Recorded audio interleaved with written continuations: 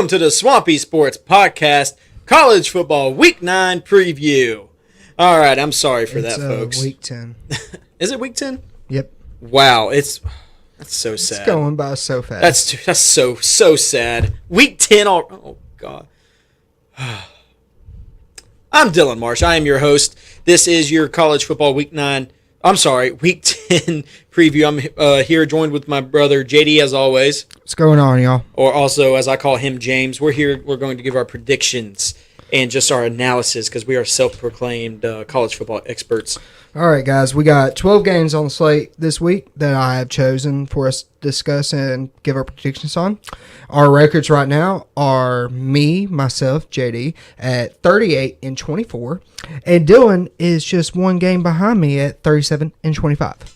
So I'm ready to get at least 2 more wins than you this week, so I can finally head up. Not going to happen. It's week 10 already. I'm falling behind. Crap. All right, so let's go ahead and get this started.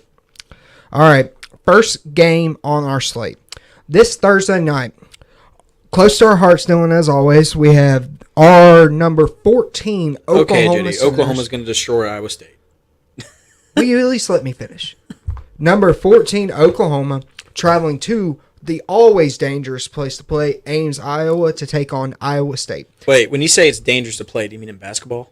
No, I'm talking about in football. It's a loud crowd, and it's dangerous to play there.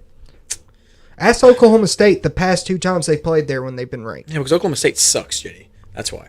So, but easily OU by at least 24. That's easy. So I'm pretty sure I know your answer already. Yeah, I'm taking Oklahoma. All right, so why would you even do that game? Well, man? I mean, But hey, Joe Mixon is suspended, so we don't have a. But we have P. Ryan back, right? No. What? Oh, no, Lord. we do not have P. Ryan back. So basically, we're going to rely on Mayfield and D.D. Westbrook and just our little small receivers to put us over the worst team in the Big 12, beside even below Kansas. So, but I think OU's going to be okay. Well, also in the next game on our slate, also on Thursday night, we had the UCLA Bruins without Josh Rosen traveling to Boulder, Colorado to take on the number 15 Colorado Buffalo. All right, you go ahead first, man. Go ahead. I am actually going to take UCLA to win this football game. I believe that their defense will step up. And what Dylan? No, none. Oh, no, okay. you go ahead. I'll talk about it. I'm going to take UCLA to pull off the upset in this one, just on the sole fact I think their defense is going to step up, and I don't think Colorado's offense has been able to move the ball all year.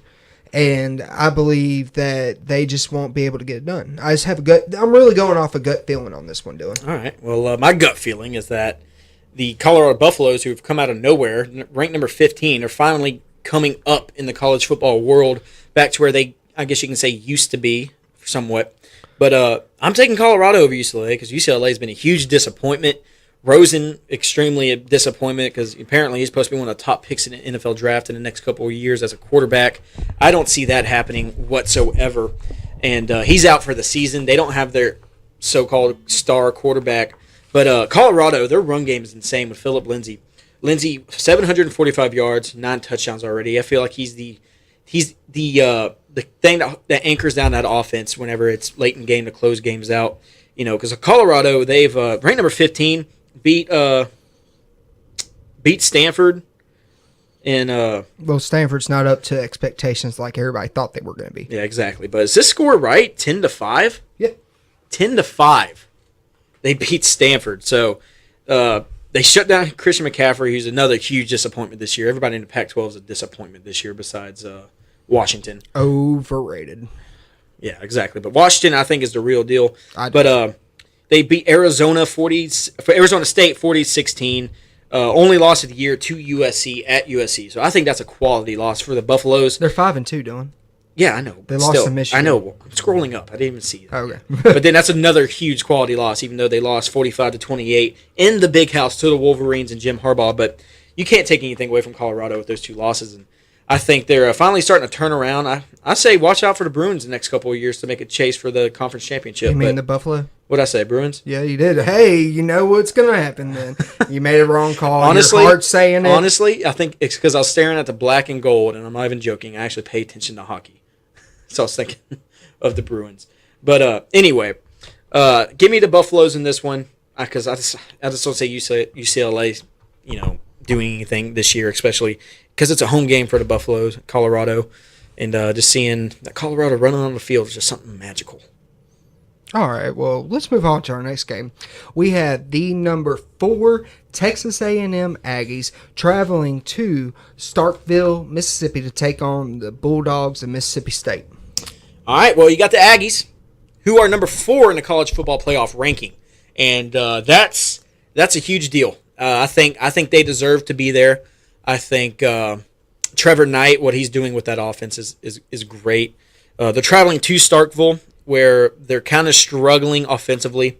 The Bulldogs are, and like I said in the the LSU podcast we have on 1130 the Tiger website and on YouTube, I think A&M's defense is finally where they need it to be to make a title run, which they're doing right now because they have another great quarterback in Trevor Knight, the only quarterback. One of the few, maybe I think 3 or 4 quarterbacks in the country that have beaten Alabama, and he did that as a freshman with a very young, I guess I don't know if they were young, but with Oklahoma in the Sugar Bowl. So, he knows how to beat Bama. He knows how to do that. So, but I love A&M in this game just because I think them getting the number 4 is going to motivate them to keep it. I don't think they're going to get a big head. They're very mature. Kevin Sumlin's definitely going to keep them in check. So I got A&M in this game easy. I got A&M in this game too. I think it's going to be a lot closer than people think because when you go on the road in the SEC, especially SEC West, it is very difficult to get a victory. You saw how they struggled somewhat with Auburn, but Auburn is a tougher team than most people thought at the beginning of the year. But I think they will win this game. I just don't think it'll be by a lot. I'm going to go a 14-point victory. All right. Because if you actually look back, they did struggle with South Carolina when they went on the road to... you have a point there, for sure. All right, we'll move on to our next game, too. We got the number 7 Louisville Cardinal traveling to... I hope you know I think it's Cardinals. Stanford's Cardinal. Well, Cardinals. Okay. Traveling to Boston College to face that very tough and underrated defense. You see, ESPN's matchup predictor only gives Boston College a 5.7% chance to win this game, which is total bull crap. Yeah, I'd agree. And because Boston College is a heck of a football team, as we saw, all year long. They, barely beat North Carolina State. That was a great football game. They lost to Syracuse, which I think was a little bit of a fluke. But the 56-10 loss to Clemson, that was pretty bad. That was a bad image for them. But that's just because it's Clemson, who is number 2 in a college football playoff ranking, deservingly so. Because it's so hard to stop Deshaun Watson. It really is. And, they have a lot of blowout losses, 49-0 in Virginia Tech. But if you, because I say Boston College offense is god-awful. They are like the Cleveland Browns right now of the ACC. Their offense cannot move the football, and that's been a fact that you can tell. But their defense, you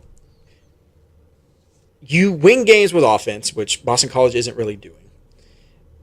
And what is it? Defense wins championships? But guess what? If you want to win a championship, you got to have an offense. Yeah. But Boston College, I think, is probably one of the top ACC defenses. It's just their offense cannot put that football in the end zone. So, of course, I have to go with Louisville because of how great Lamar Jackson's playing. I don't think he deserves the Heisman over Jabril Peppers, but he's having a heck of a year still. He's slowed down a little bit. People are knowing how to stop Lamar Jackson, I guess. He's still scoring like 4 touchdowns a game, but he's been able to he's slowing down, and Louisville, I think, is very hungry to get into that playoff spot, and I think Petrino is going to have them in a great position to play this Boston College team and make a statement against this great Eagles defense. So, but give me Louisville solely on the case that they're hungry and that Lamar Jackson's out to prove something. Yeah, right now ESPN has Louisville as a 24-point favorite, and I just do not see that happening at all. Listen to the stats of Lamar Jackson. I know what they are. 2,500 passing yards, 22 passing touchdowns, 996 rushing yards, and 16 rushing touchdowns. Against Holy crap. crap. Dylan, I just want you to answer JD, me this. Against JD. who? Other than Clemson, against who? JD. Still, you don't even see this in Division II football. You don't see numbers like this in Division II football. That's why he's special. But I don't think he deserves the Heisman over Jabril Peppers. I don't either. I don't like when it. Oh, let's talk about the. Okay, I picked Louisville for everybody. I think it's going to be a lot closer game, but not just being an Oklahoma fan. Why is nobody talking about Baker Mayfield for the Heisman? He has been playing spectacular. Even in the losses, he's been playing great. Other than the Ohio State game. Yeah, well, like I've been saying every time we talk about the Heisman, you have to win to be considered a Heisman candidate. I don't know why. The only exception to that was Johnny Manziel because Tim Tebow too. Tim Tebow won 2 national championships. He did it. When he won the Heisman, he played in the Capital One Bowl. Well, JD, that's Tim Tebow and Johnny Manziel. But Tim Tebow still won 2 national titles, and because he had a national title, he was a contributing factor. His first national title, he got the game-sealing first down. So, like a lot of people remember him for that. Yeah. So he had that reputation of being, I guess, clutch already. Speaking of Tim Tebow, do you remember that the athletic director of Florida told Urban Meyer he's fired if he didn't get Tim Tebow to come to Florida? No, I did not hear about that. Yeah. Oh, that's crazy. But no, still, you have to win to be invited to New York, and Oklahoma was in the Final Four, which I think Mayfield should have gotten invited to New York last year. I don't think he deserved to win over Derrick Henry just because of his numbers. Yeah. But he definitely deserved to be invited, but he wasn't. But I thought Mayfield's year last year was a lot better. Maybe statistically it's not, but just the way he took over games was a lot different than he's doing this year. Well, I'll point this out. He also had Sterling Shepard to throw to, which made his games look a lot better. Well, exactly. Well, he's got D.D. Westbrook, who's killing it right now. Yeah. D.D. Westbrook's killing. Okay. Right. Well, we'll talk about that later. All right. We got the next game on our slate. We got Georgia Tech Yellow Jackets traveling to take on the number 21 ranked North Carolina Tar Heels. I am going to go out on a limb here, and I am taking Georgia Tech to win this game because of the sole fact that they run the wing tee, and it is so hard to stop. As we've seen with Navy taking on teams like Houston, and who has a big game this weekend against Notre Dame. But I just think that wing tee of Georgia Tech is going to be too hard to stop, and that defense, which is really good, it's been good for I don't know how many years, Dylan. How good Georgia Tech defense always has they always have an underrated. Oh defense. Yeah, no, for sure. And I believe that they'll be able to slow down Switzer, and that offense will be able to move the ball, running and passing like we saw last week. Yeah. So give me Georgia Tech. I'm actually with you on this one. I really like the wing tee offense. And what you're saying about the underrated defense is when you run an offense like the wing tee that doesn't score as much as a spread or a pistol or read option offenses nowadays, you're going to have a defense that can hold it down and make sure that they can put up some points and still be able to win. So I think that's why the defense is good every single year, just because they know that they're not going to score a lot of points. But an X factor for this game, I think, is their quarterback Justin Thomas, because in a wing tee you don't think of passing a lot. And Georgia Tech actually passes the ball a good amount. Their quarterback, 55% completion rating, which isn't bad for a wing team quarterback. Then also over 1,000 yards, 6 passing touchdowns. But he's also the leading rusher with 97 carries, 479 yards, and 5 touchdowns. But the reason I like wing team offenses, I'll say if you go up against a team like Alabama or someone like that, it's not going to work out very well because of how disciplined they are. But I was listening to, I think, who was it? I forgot who Okay, I was talking to my friend Alex, my old roommate at OC, and we were talking about teams that run wing tee and stuff like that. And he was in the Navy, and he loves watching Navy play, especially them succeeding nowadays. But the reason wing tee is so effective for a lot of teams like Navy, you see them, they're in the top 25, I think, still, or they were last week. They lost last week. Yeah, but they beat Houston, which was a huge shock. The reason that those offenses succeed so well, and especially at these military academies, is because that's the offense that requires the most discipline. because there's so much going on each play, and there's so much motion going on each play. You cannot do a single thing wrong, or you will get flagged. But whenever you run it perfect, like Georgia Tech, Navy, like they do, it's really hard to stop. So I think that's why I'm going to take Georgia Tech over this, because how disciplined they are over North Carolina. Nothing taken away from North Carolina, but I think that Florida game was kind of a fluke. That Florida State game was a fluke. They kept up with them, but then it was a game-winning field goal. Yeah. So if it's a game like that, nothing taken away from them. It's a great game. They're a good football team, but if it's a field goal win against the Seminoles, then I'm just going to say it was a fluke because they had the ball at the right time. I'm going to say, give me Georgia Tech. All right. On to our next game. We have the TCU Horned Frogs, who are unranked, traveling to Waco to take on the number 17 Baylor Bears, who just came off a heartbreaking loss in Austin. Okay. Well, first off, I'm going to say that was one of the best games I watched this year, because that game was very coming down to the wire. Baylor and Texas. Very surprised Texas won that football game. But I don't think Charlie Strong saved his job. I think they should give him another year, but I hope they don't, being an Oklahoma fan, but I think he deserves another year. But I'm going to take Baylor because it's a home game. And TCU, Kenny Hill is not showing what he was the first two games at Texas A&M. He's, their defensive line, I think, is their strongest trait, led by Chris Bradley from Shreveport. And I don't think TCU is going to be able to handle this Baylor offense and Seth Russell, who I think has one of the best injury comebacks of all time. I don't know if anyone knows this, but Seth Russell broke his neck last year, and he's back playing football again. So that's crazy. That's great, and I'm happy to see him on the field.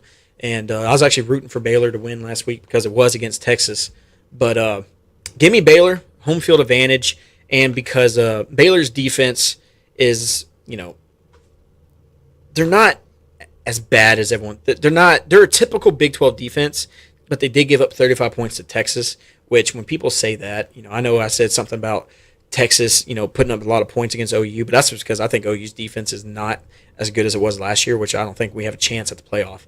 But I don't think I just think that Baylor's defense is going to buckle down, and I think they're going to take down TCU at home. I'm actually going Baylor too.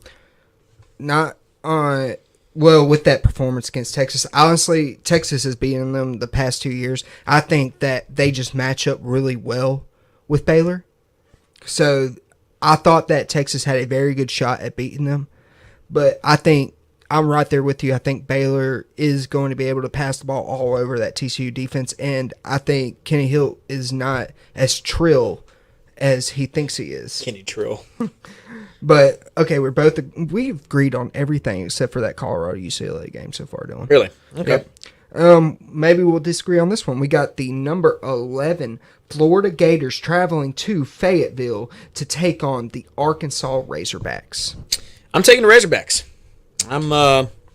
It's a home game in Fayetteville. That I know for a fact. People have said it. It's hard to win in Fayetteville. You just never know what kind of Arkansas team's going to show up. It seems like these past 2 years, because they have the talent to beat an LSU or even a Bama. Because I thought they were going to beat Alabama this year, but they have the talent to do that, especially on offense.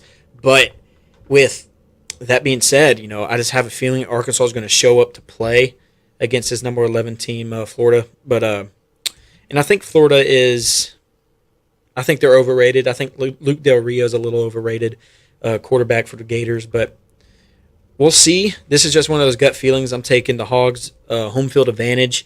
But then also I think the passing game is starting to come alive for the Hogs in the past couple of games. Jared Cornelius, also from Shreveport. Austin Allen's been killing it, the quarterback for Arkansas. And one thing I noticed about them when I watched their last game was that they're really good at throwing the ball to the backfield. I know they do little fullback screens. I saw them do against Bama, which actually worked against Bama a couple times, and they made some adjustments because you know how Saban's going to be. Yeah, exactly. But I'm going to go ahead and take Arkansas this game. I'm disagreeing with you. I'm going Florida. I think their lone loss at Tennessee was a fluke. I thought that they should have won that game. The plays that Tennessee scored on were just blown coverages where it gets rowdy in Tennessee, and with Tennessee running that no huddle offense, they just got a little confused. I think that Florida, with Arkansas not running the no huddle offense, I think they'll be able to get the right defense in, and their defense, in my eyes, behind Alabama, is the second best defense in the SEC. I think that Luke Del Rio is not overrated. I think he's not underrated either. I think he's just decent. He's just Luke Del Rio. He's just Luke Del Rio, and I think he's going to find Callaway for a couple scores in this game, and I have Florida winning this game by a couple touchdowns, actually. All right, and on to our next game. We have the number 18 Oklahoma State Cowboys coming off a huge victory against West Virginia at home, traveling to Kansas State. So I'm going to go ahead and take Oklahoma State into traveling to the somehow Bill Snyder's house, and the house that Bill built. That guy is still going. I don't know how he's still coaching. That dude is so old, and so is this Kansas State team.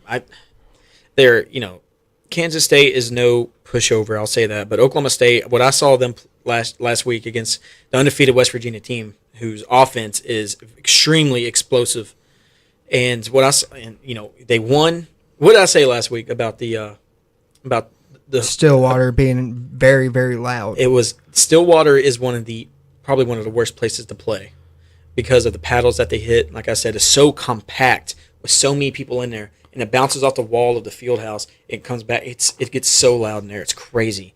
So, this is at Kansas State, but Oklahoma State, I feel like, is starting to go on a roll. Well, where I think they're going to win out until the Oklahoma game, which is going to be probably one of the games of the year, like it is a lot of the time. I'm going Oklahoma State too. Pretty much the same reason you are.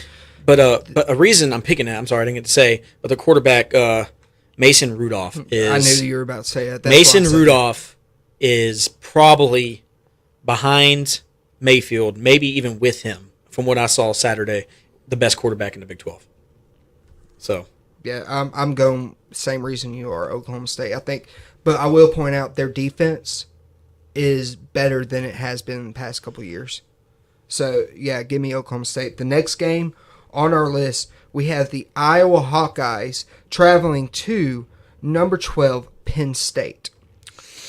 Well, Penn State getting a very, very good ranking in the college football playoff with number 12 after they beat Ohio State a couple weeks ago, and Penn State, I think they're finally getting away from that whole Joe Paterno, Jerry Sandusky, situation that they had. I think they're finally starting to turn the page and go on to the next chapter, and I think they might be returning to Nittany Lion football, what it's supposed to be. I've always liked Penn State. I've always liked the Happy Valley, the concept of Happy Valley, and so I'm taking Penn State because Iowa again was very overrated coming into this year, and they have not performed whatsoever, and they're 5-3. Penn State shockingly 6-2, and so yeah, I'm taking Penn State on the fact of how well their defense plays, and I think that's going to carry over into this game because of how well they played against Ohio State, especially in crunch time when they sacked J.T. Barrett twice with, I think, under a minute left, and how I think their cardio is really good. Like they play great late in the game. So, yeah, give me the Nittany Lions in this one. Well, not so fast, my friend. I am going the Iowa Hawkeyes. I think that Iowa is not overrated. I think they just had a couple bad games, and I believe that defense of Iowa, which is always a tough defense, will be. I think this is going to be like a 10-7 ball game, and I think Iowa, even though they're not able to move the ball that well, I think they'll find a way to run the football on this Penn State defense and be able to get themselves in field goal range, kick a couple field goals, maybe put it in the end zone one time. But that defense is going to save their butts in this game. 23-21 North Dakota State over Iowa. North Dakota State should be Division I, Dylan. You have heard me say this many times. But this was a team who was projected to be in the college football playoff this year. Okay. And they have a brand new quarterback who's not Carson Wentz. If Carson Wentz was still on the football team, I would completely understand. But it's not Carson Wentz. And North JD, Dakota State is the still, Alabama of Division II. Yeah, Division II, JD. So which means that if it's Division II, they get Division II football players who some of them could probably succeed D1, smaller schools. But then you have this Iowa team that gets all these corn-fed boys, and then also people who come in just because of the football program, nice facilities, stuff like that. You know how it goes. I don't know.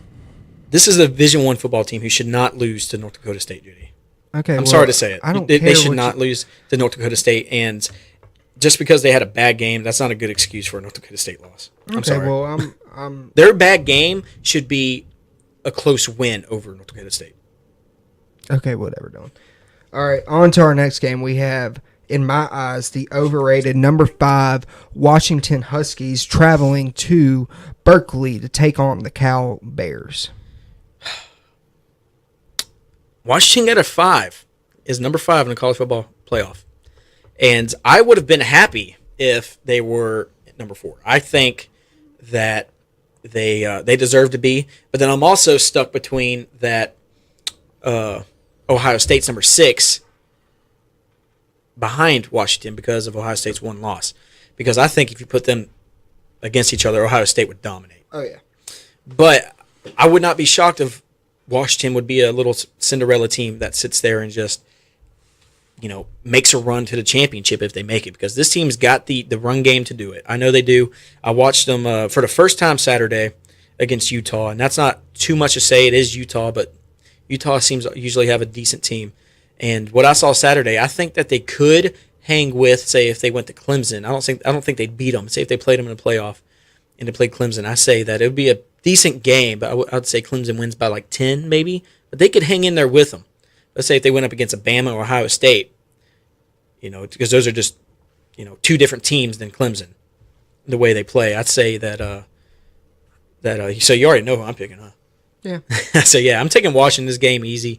Just because Jake Browning's playing really great, the defense is playing really well, and I just think that they have something to prove since they were number 5. They were ranked number 4 in the AP polls or whatever stuff that doesn't matter, but then they got a 5, so I think they got a chip on their shoulder to try to make it to number 4 this week. Yeah, I was writing down my pick actually.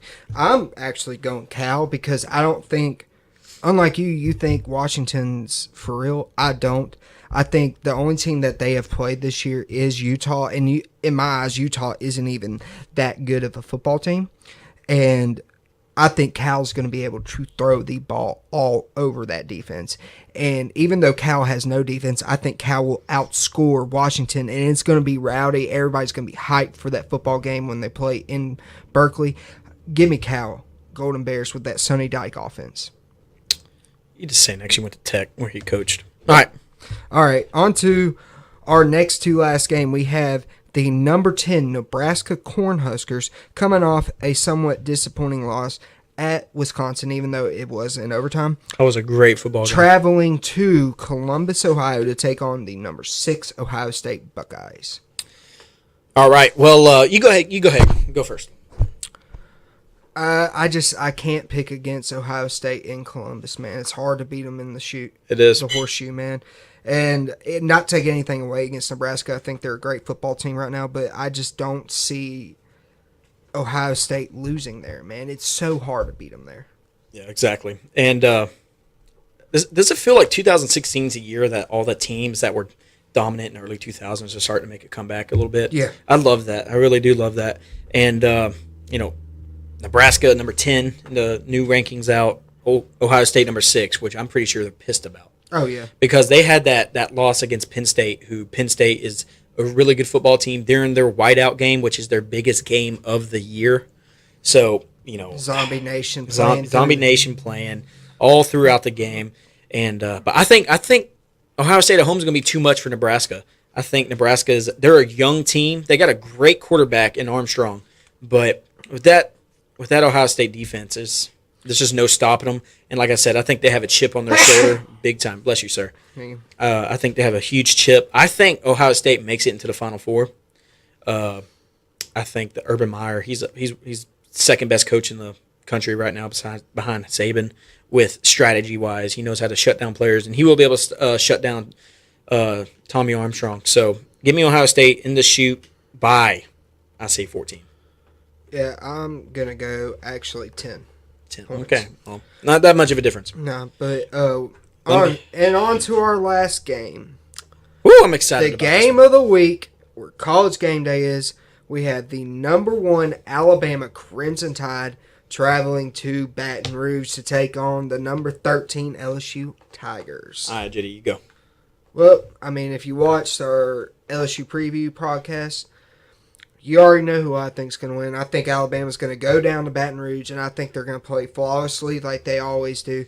I think they're going to force LSU to make mistakes, and I think Alabama will stride to a 14-point victory in Baton Rouge. 14 points.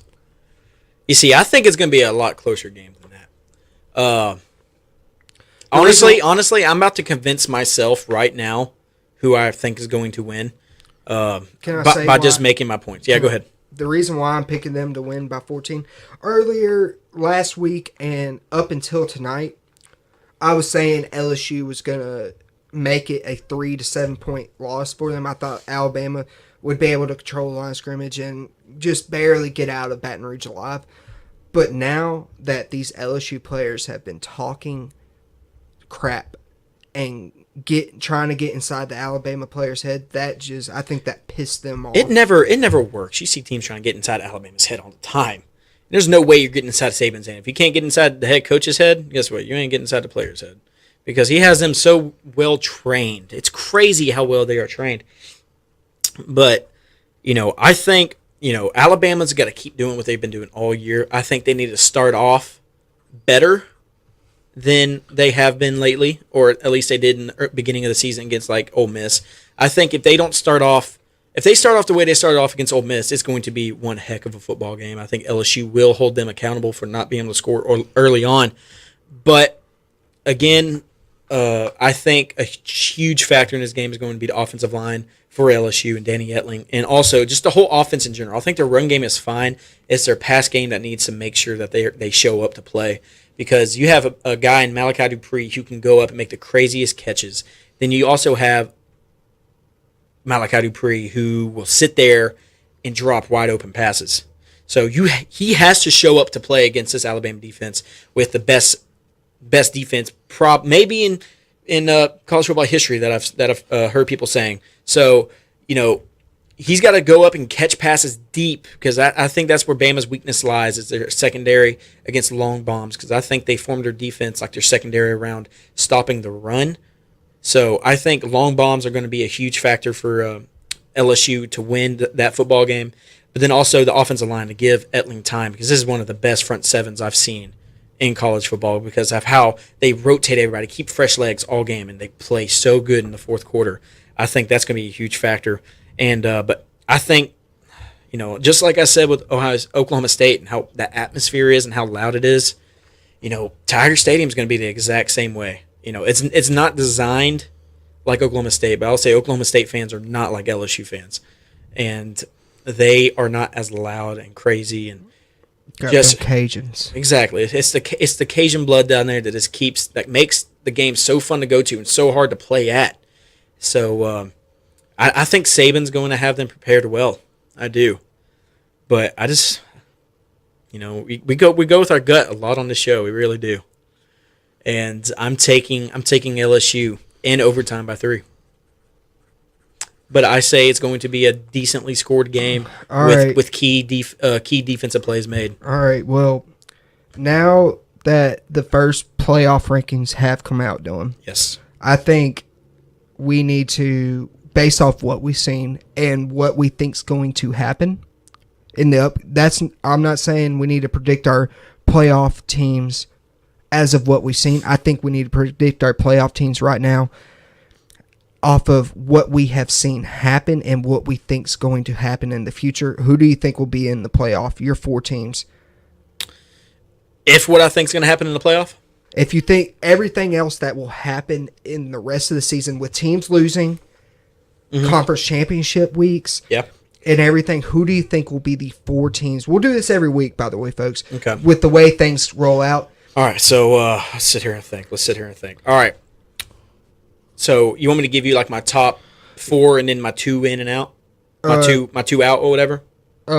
We can start out. Who do you think? We'll just do the top four because I don't. Okay, so at the end of the season, what I think is going to be. Okay, right, I think it will be number one at the end of the season. I think it will be number one, Clemson.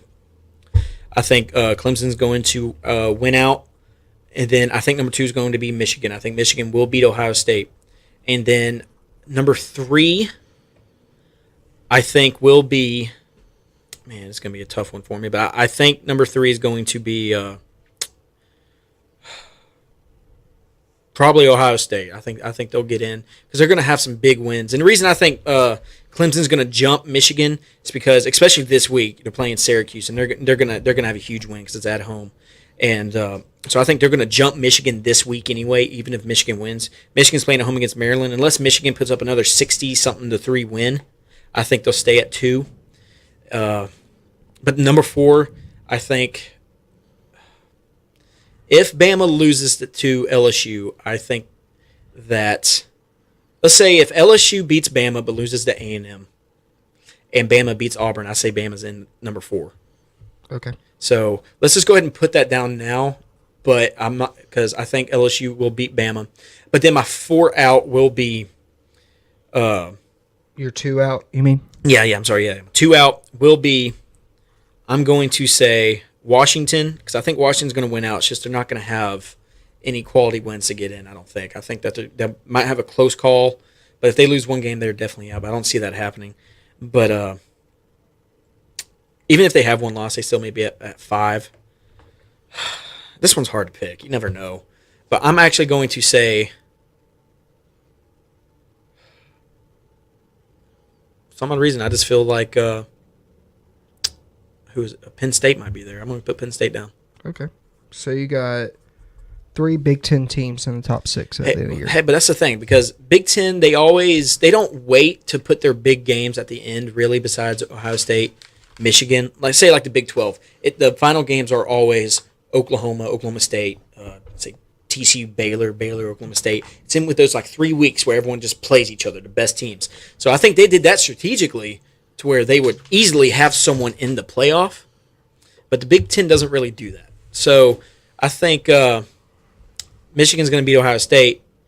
And with that 3rd loss, there's definitely no way Ohio State's going to be in the talks for it. But with Penn State going through and playing, and they've already played Michigan, I think if they keep having dominating wins, I think they can make it. But right now, after what I've seen these past 2 weeks after the Ohio State win, I can't leave them out. I really have a good feeling about the Nittany Lions. All right. Well, what I think will happen is my number 6, I'm going to put Florida there. Because I think they will win out. And do you think they're going to win the SEC championship? No, I think they will lose in the SEC championship to Alabama, and I think that won't drop them so far down. I think they'll be 6. My number 5, I have the Michigan Wolverines. Mm-hmm. All right. My number 1 is Alabama. I think they will win out and win the SEC championship undefeated. I think my number 2 team will be Clemson. I think they will win out and go undefeated and win the ACC championship game. I think I'll go ahead and throw this out there. I think Washington will lose to Washington State at the end of the year. That's going to be a good football game, yeah. And then I don't think they'll win the conference championship. I think somebody will beat them. Say it's USC on the rise, maybe. Yeah, maybe. And then my number 3, I have Ohio State. I think they'll win out and they'll win the Big Ten championship game. So I got them at 3. And everybody's going to call me crazy right now. And I'm not saying this just because I'm a fan. But I think the Oklahoma Sooners, if they win out against Baylor, who I think could win out until they play Oklahoma, and then a game against West Virginia up in West Virginia with a victory there, and then at home against Oklahoma State, who possibly could win out till they play them, that's top 15 teams across the board right there. And they play Oklahoma State on December 3rd, championship weekend. I think Oklahoma will put a good resume in, even though I think, oh yeah, by the way, I think Houston will beat Louisville and knock Louisville out of the picture.